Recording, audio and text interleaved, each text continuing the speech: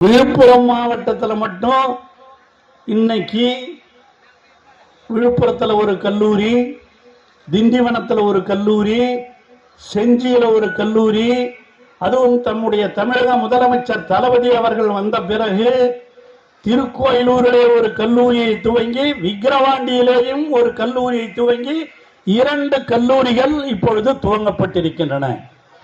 இந்த திருவண்ணூரிலே இருக்கிற அரசு கலைக்கல்லூரி கலைஞர் ஆட்சியிலே நான் அமைச்சராக இருக்கிற பொழுது இங்கே கொண்டு வந்த கல்லூரி என்பதை இங்கே பேசியவர்கள் சுட்டிக்காட்டினார்கள். எனக்கு தெரியும் இந்த கல்லூரி எவ்வளவு முக்கியம்னு. இந்த திருவண்ணூரை சுற்றி எவ்வளவு கிராமங்கள், சின்ன சபலை, எடையாறு, சிறுமதுரை, அதே மாதிரி ஏனாதிமங்கலம், இதெல்லாம் இப்போ இங்கே வந்து படிக்கிறாங்கன்னு சொன்னால் அதுதாம்மா திராவிட மாடல். அதுதான் பெரியார் சொன்னது, கிராமத்து மாணவர்கள் எல்லாம் படிக்க வேண்டும், அப்படி படித்தாதான் உயர்கல்வி வளரும்.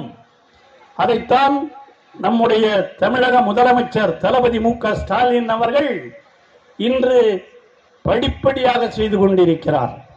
அதுவும் அரசு பள்ளியிலே படித்துவிட்டு கல்லூரியிலே சேர்கிற மாணவ மாணவிகளுக்கு புதுமை பெண் திட்டம் என்று ஒரு திட்டத்தை தமிழக முதலமைச்சர் அவர்கள் கொண்டு வந்தார். என்ன புதுமை பெண் திட்டம்னா, அரசு பள்ளியிடத்தில் படிச்சுட்டு கல்லூரியில் வந்து சேர்ந்தா அவர்களுக்கு மாதம் 1000 ரூபாய். அதே மாதிரி இது வந்த உடனே பசங்கள்லாம் கேட்டாங்க, ஏங்க நாங்களும் அரசு பள்ளியில் தான் படிக்கிறோம், எங்களுக்கும் வேண்டும் என்று மாணவர்கள் எல்லாம் கேட்டார்கள். அவர்களுக்கும் உண்மையிலேயே தமிழ் புதல்வன் திட்டம் என்ற திட்டத்தையும் கொண்டு வந்து அவர்களுக்கும் மாதம் 1000 ரூபாய் வழங்கப்படும் என்று அறிவித்த முதலமைச்சர் நம்முடைய தளபதி மு.க. ஸ்டாலின் அவர்கள் என்பதை மறந்துவிடக் கூடாது. எத்தனை பேருமா புதுமை பெண் திட்டத்தில் 1000 ரூபாய் வாங்குறீங்க? இப்பொழுது மாணவர்கள் 1500 ரூபாய் இங்கே பயிற்சி பெறுகிறார்கள். செய்திகளை உடனுக்குடன் தெரிந்து கொள்ள கீழ்கண்ட கேபிள் மற்றும் டிடிஎச் நெட்வொர்க்குகளில் எம்நாடு செய்தி தொலைக்காட்சியை காணுங்கள். பாதகம் செய்பவரை கண்டால் நாம் பயம் கொள்ளலாகாது பாப்பா. மோதி மிதித்து விடு பாப்பா, அவர் முகத்தில் உமிழ்ந்து விடு பாப்பா.